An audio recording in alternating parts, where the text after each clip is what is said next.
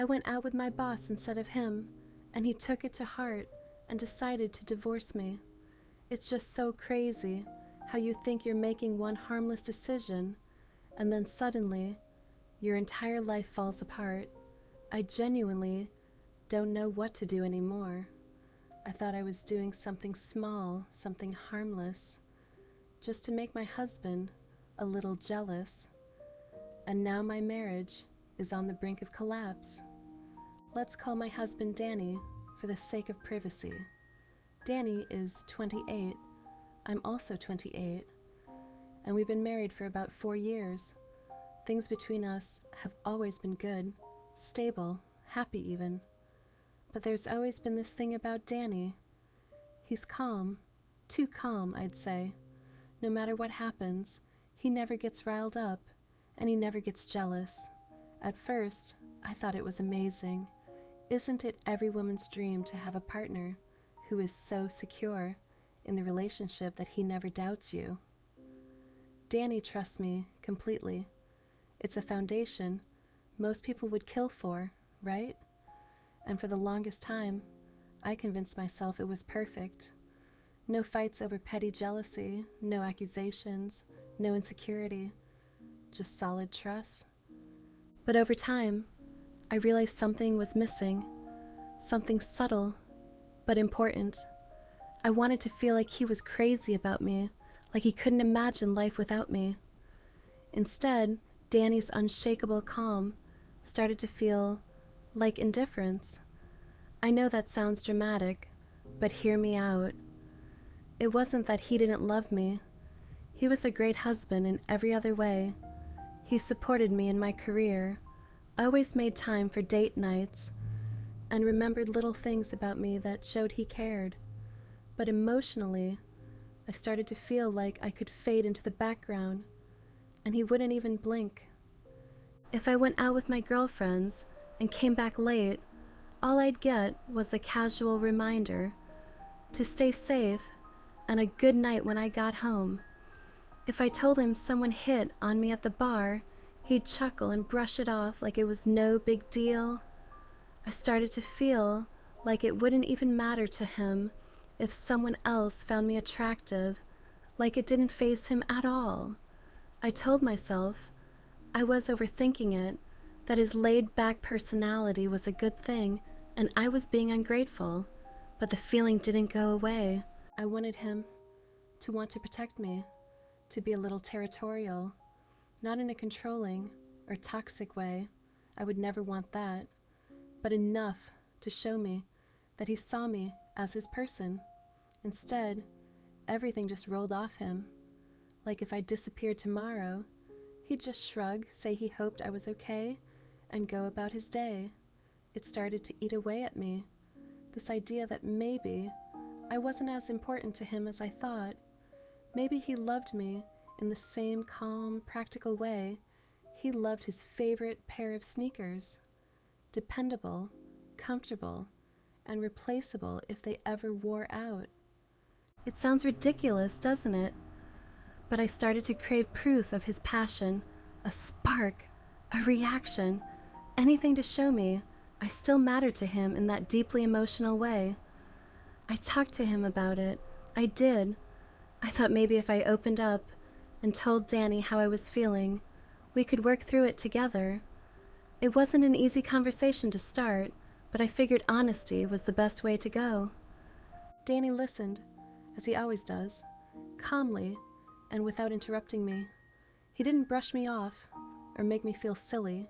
Instead, he told me he understood where I was coming from, but then he explained something about himself that stuck with me. He said he had always been the kind of person who believed that if someone wanted to stay, they would stay. That being overly jealous or obsessive wouldn't make a difference, because if someone wanted to leave, or worse, cheat, they would do it regardless. It made sense in a way. It was so logical. So, Danny, he wasn't trying to make me feel unimportant. This was just how he viewed relationships. He believed in trust and autonomy, no controlling, no obsessing, no holding on too tightly. To him, it was the healthiest way to love someone, and I guess I can't blame him for that. We had a heartfelt conversation about it, and I thought we had put the issue to rest. He reassured me that he loved me and didn't need to prove it through jealousy or possessiveness. I told myself I should be satisfied with that. It was the mature, reasonable thing to do, right? But still, it kept nagging at me. That little voice in my head that whispered, "He doesn't care enough." It wasn't true, of course. But feelings aren't always logical. I tried to push it down, tried to convince myself that Danny's calm and secure love was better than the volatile, dramatic kind of passion I thought I wanted. But I couldn't let it go, and that's when I started making my mistakes, the stupid, impulsive decisions that snowballed into the mess I'm in now. At first, it was just a small idea, nothing serious, just a little nudge to see if I could spark some kind of reaction in him. I told myself it wasn't harmful, just harmless flirting when we were out with friends, smiling a little too brightly, laughing a little too loudly at someone else's jokes. A touch on the arm here, a lingering glance there. I even flirted with some of his friends, just casually, nothing inappropriate, nothing I thought would cross a line. I kept telling myself it was all in good fun. It was just a playful little game. But deep down, I knew I wasn't doing it for fun. I was doing it to provoke Danny, to see if he would react. At first, he just seemed puzzled. He'd give me this confused look like he wasn't sure what I was doing. But then he'd brush it off. No jealousy, no anger. Just Danny being his usual calm, laid-back self. And for some reason, that enraged me. I know how ridiculous it sounds, but his lack of reaction felt like a rejection. It made me feel unimportant, like I didn't matter enough for him to care. I spiraled. Instead of stepping back and questioning my own behavior, I doubled down. I became more obvious, more brazen, thinking that maybe if I pushed hard enough, I'd finally break through that wall of composure. I thought I could control it, that it was just a harmless experiment to test the waters. But looking back now, I see how toxic that mindset was. I wasn't trying to fix our marriage. I was trying to manipulate him into being someone he wasn't. And that's when things really started to go downhill. At some point, Danny sat me down. He told me he didn't like how I'd been acting lately, that the flirting and attention-seeking were out of character for me and disrespectful to him. And instead of feeling ashamed or apologetic, I lashed out. I told him the truth, or at least the version of the truth I had convinced myself of. I told him I wanted to see him jealous, that I wanted to feel like I mattered enough for him to get angry or upset. I told him I was sick of feeling like he didn't care. Danny didn't get angry. He told me that what I was doing wasn't fair to him or to our relationship. He said I was trying to force him to be someone he wasn't. And worse, I was doing it in a way that was damaging our marriage.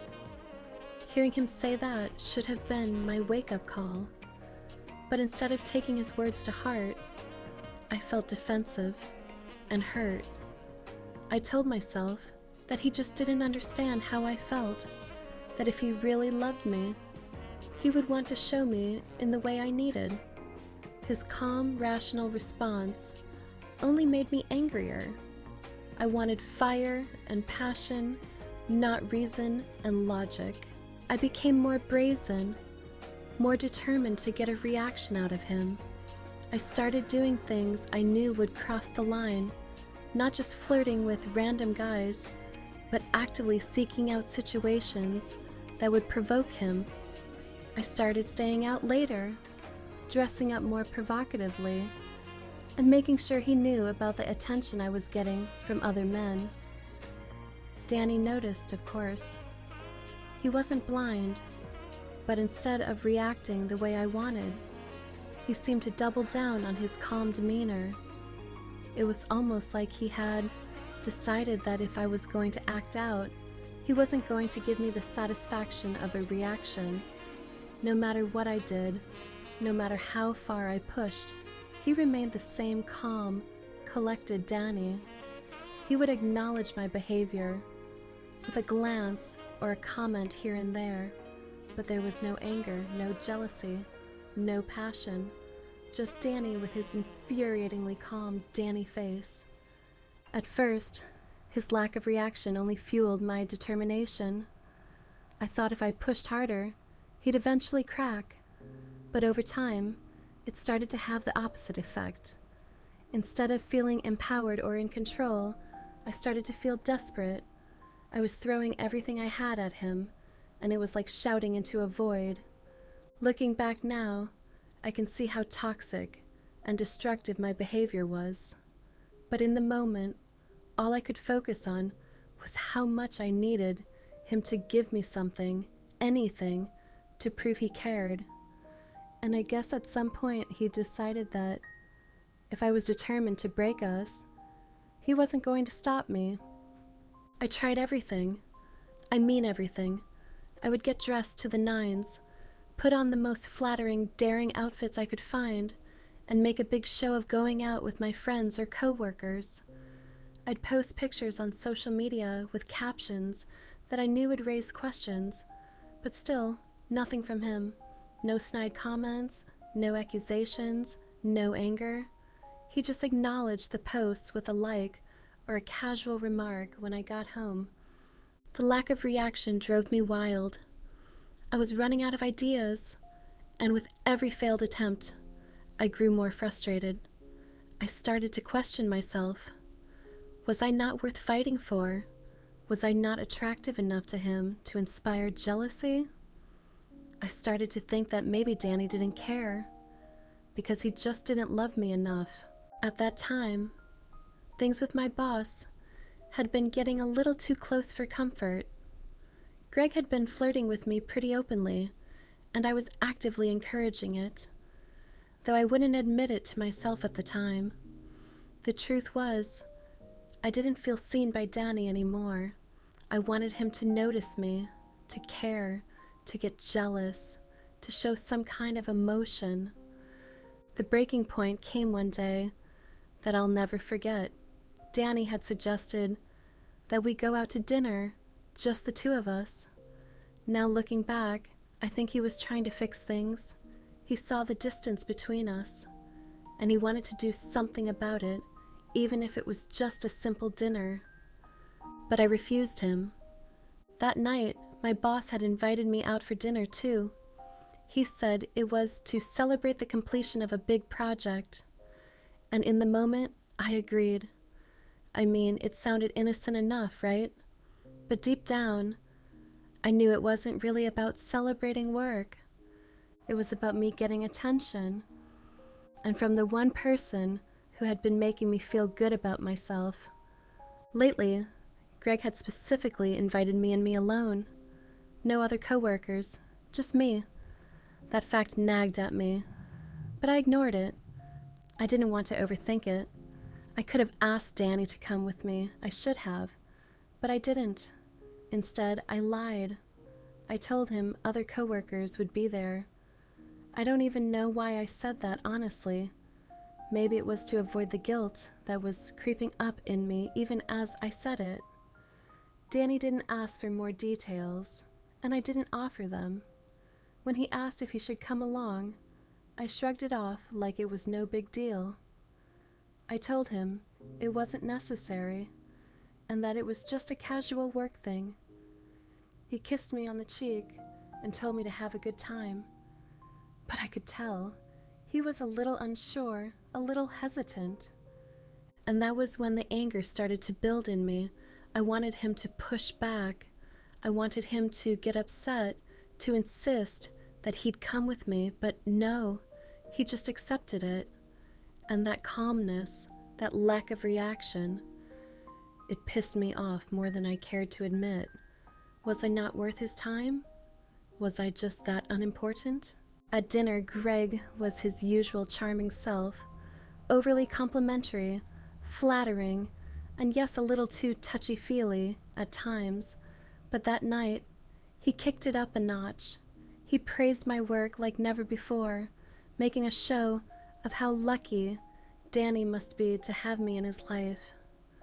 The comments got borderline inappropriate at times, but instead of shutting it down like I should have, I leaned into it. I laughed a little too hard at his jokes, let him refill my glass a little too much, and allowed the attention to flood over me and make me feel important again. When dinner ended, I could have easily called it a night, but instead, I stayed behind for just one more drink. Greg offered to drive me home, and for a second, I hesitated. I didn't need to think about it for long. I had already made up my mind that I wasn't doing anything wrong. When I walked through the door that night, Danny was sitting on the couch watching a movie. He looked up at me, a small, calm smile on his face, as he asked how the dinner had gone. I could barely meet his eyes. I felt sick to my stomach. The guilt hit me harder than it ever had before, and yet I dismissed it. I gave him a vague answer about how it was just work, nothing major, and went straight to bed. The next morning, I tried to pretend like nothing had happened, but I knew I couldn't hide the tension. Danny noticed. He always did. But he didn't say anything at first. He didn't ask probing questions. It wasn't like him to get confrontational, but I could feel the change in the air. A few days passed, and I made the mistake of mentioning Greg again, and how it had been just us at dinner. I said it offhandedly, like it was no big deal, like it didn't mean anything at all. I didn't realize how much it bothered Danny until later that night when he finally brought it up. He asked me point blank if I had gone out with Greg alone instead of inviting him. I didn't know how to answer. I wanted to tell him the truth, that I hadn't wanted him there, that I had wanted to be with Greg, to feel wanted, but I didn't. Instead, I lied. I told him that it was just work, that it didn't mean anything, and that he knew Greg wasn't interested in coming to those things anyway. I lied again, saying I didn't know coworkers, weren't invited. It wasn't just the lie that ate at me, though. It was the look in Danny's eyes. He wasn't angry, at least not in the way I'd expected. No, he was disappointed. He didn't argue or press me further. He just accepted my excuse and let it go. And I thought that would be the end of it, or at least I hoped so. After that day, over the next few weeks, things shifted in ways I couldn't understand.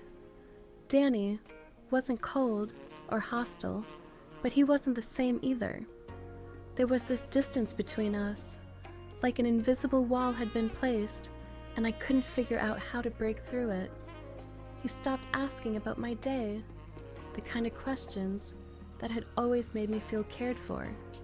The small talk we used to share seemed to vanish, and even the quiet moments before sleep, when he'd reach out for me, hold me close, and make me feel like everything was right, had stopped. It was like he was physically there, but emotionally miles away, and no matter how hard I tried, nothing seemed to reach him. I began to panic. This wasn't what I wanted. I didn't want things to end like this. I wanted him to fight for me, to show me that he cared, but instead, he was slipping further and further away from me. I started overcompensating, asking him about his day more than usual, planning a little surprises to get his attention. But none of it worked. The more I tried, the more distant he became. I felt like I was chasing a version of him, that no longer existed, and no matter what I did, I couldn't get him to come back to me.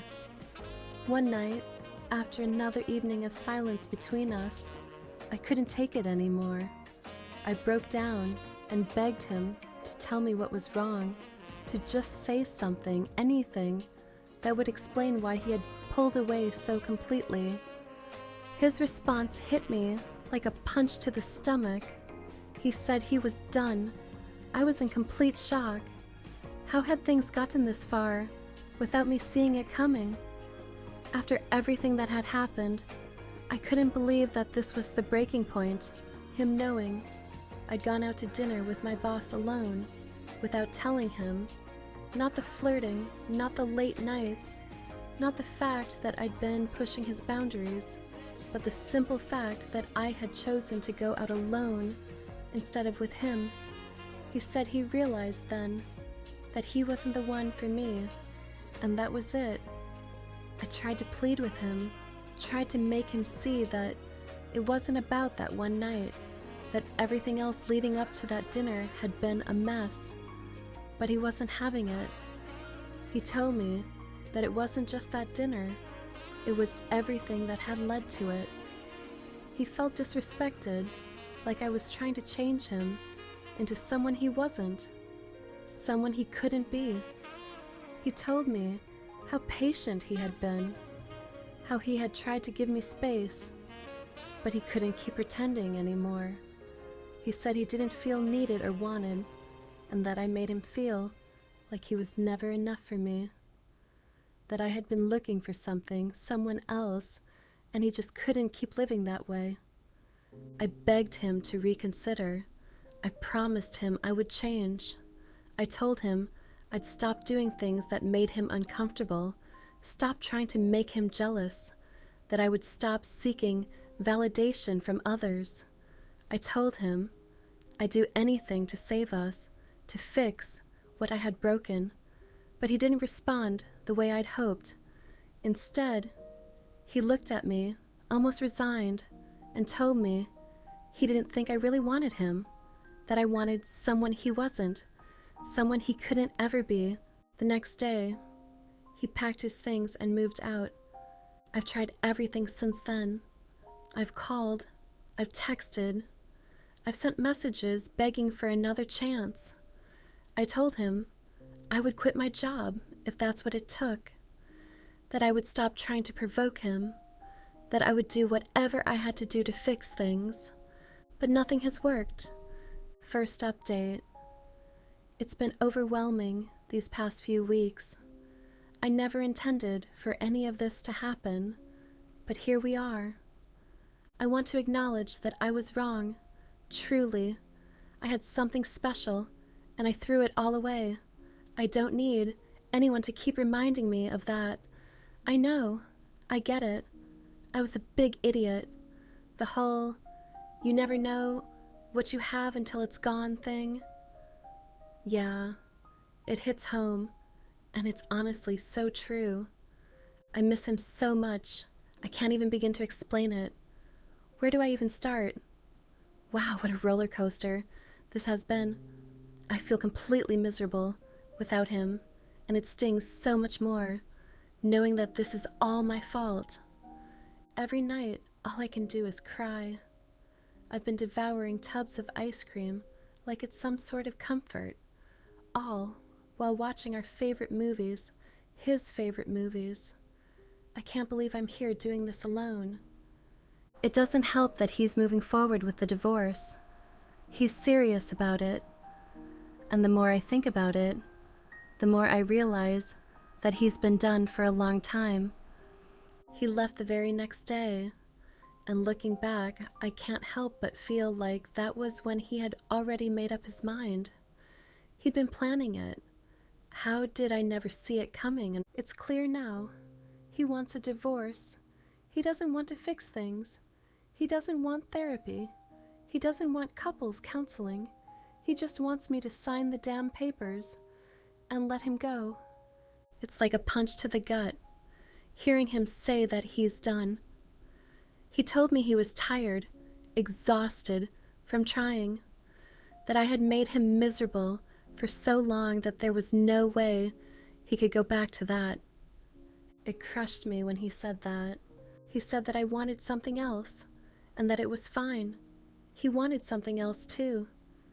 He said the kind of peace of mind he was looking for, the kind he deserved, couldn't be found with me. And you know what? He's right. I see that now. I can't fix it. I can't make it better. I've honestly been walking around like a zombie these past few weeks. I can't focus on anything, let alone work. My performance at the office has tanked, and right now, I absolutely despise my boss. I can barely look him in the eye. He tried to make a move on me the other day, and I reported him to HR immediately. I'm still waiting to see where that goes. As if things couldn't get worse, I'm stuck in this miserable job with no motivation, no drive, and no sense of purpose anymore. And then there's the whole thing with my family. My mutual friends have all made it clear. They think he was right to leave me, even my parents. Yeah, they've all sided with him. They said they knew it was only a matter of time before I pushed him away. And well, now here we are. They told me it wasn't a surprise that it ended like this. If they knew all of that, why didn't they say something sooner? Why? Why didn't they warn me? Why did they wait until it was too late? It's just so frustrating. And honestly, it feels like they're all piling on now that the damage is done. Even his parents, the ones I tried to reach out to, hoping they could help me talk to him, have completely cut me off. His mom refused to speak to me and said she had always known I was a nutcase and that she'd warned him. Excuse me? Seriously? Well, it's been a while, hasn't it? Life has been chaotic, to say the least. First off, the thing you're all probably wondering about, the divorce. Yep, it's finalized, done, over. No going back, no magic time machine to undo my mistakes. It was over in less than an hour at the courthouse. My entire life, my marriage, everything I had worked to build, all gone in the span of a few minutes, just like that. I sat there thinking, wow, this is it. It felt surreal, like I was floating outside of myself, watching it happen. There wasn't even any drama about property or alimony or anything like that. I didn't qualify for spousal support, which stings. But honestly, I don't even want to get into that because it just makes me feel worse. So, yeah, that chapter of my life is officially closed. It hurts more than I can even describe. Every time I think about it, it feels like my chest is caving in. I miss him. I miss him so damn much. I regret everything I did to push him away, and all I can do is wish. Wish that I could go back in time. Wish that I could tell him how sorry I am. Wish that I could undo every stupid decision I made. But there's no going back. This is my reality now. And on another note, I quit my job. Yep, that dead-end job I hated with every fiber of my being. I finally said, screw it, and walked out. It probably wasn't the smartest decision. Hell, it was downright stupid, considering I still have bills to pay. But I couldn't take it anymore. I hated everything about that place. I hated the people, the work, the soul-crushing monotony of it all. It made me feel like even more of a zombie than I already am. So I quit. I picked up a part-time job to help with expenses and decided to take a chance on starting my own business.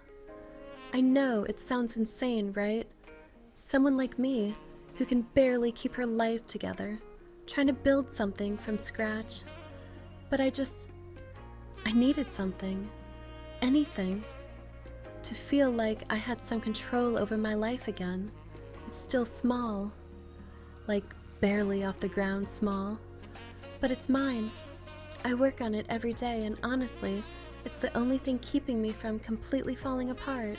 That said, my living situation is a whole other nightmare. I have a roommate now, and let me tell you, she's the absolute worst. I cannot stand her. She's dirty, messy, and completely disrespectful. The apartment is always a disaster because of her, and every time I ask her to clean up after herself, she tells me to do it. Mr. Like, what the actual hell? I'm not the one leaving dirty dishes in the sink for days or trash all over the place. It's infuriating. The lease is up soon, and I'm already counting down the days. I can't wait to either kick her out or leave myself. Ideally, I'd stay, because this apartment still feels like one of the last ties I have to Danny. But honestly, she's ruined it for me. If staying means putting up with her nonsense for another year, I'll pack my bags in a heartbeat. My peace is worth more than clinging to a place that's just a painful reminder of everything I've lost. So that's where I'm at. Divorced, miserable, trying to piece my life together, one day at a time. It's not much, but it's something, I guess. We'll see how things go from here. And honestly, dealing with all my emotional baggage and sticking around to read every single word of my story, well, that means something to me. It's weird knowing that people care enough to follow along, even when I've been at my absolute worst. Maybe it's because I needed someone to talk to, someone to vent to. And if you've made it this far, through all my rants, regrets, and ramblings, then thank you. Thank you for sticking it out. It's been a long, messy, painful journey, and while I don't have a happy ending to share, not yet anyway, just knowing that someone out there listened to me when I felt completely alone, it means more than I can put into words. So, yeah, thanks for being here. Even if it's just to watch the train wreck that is my life. I appreciate it.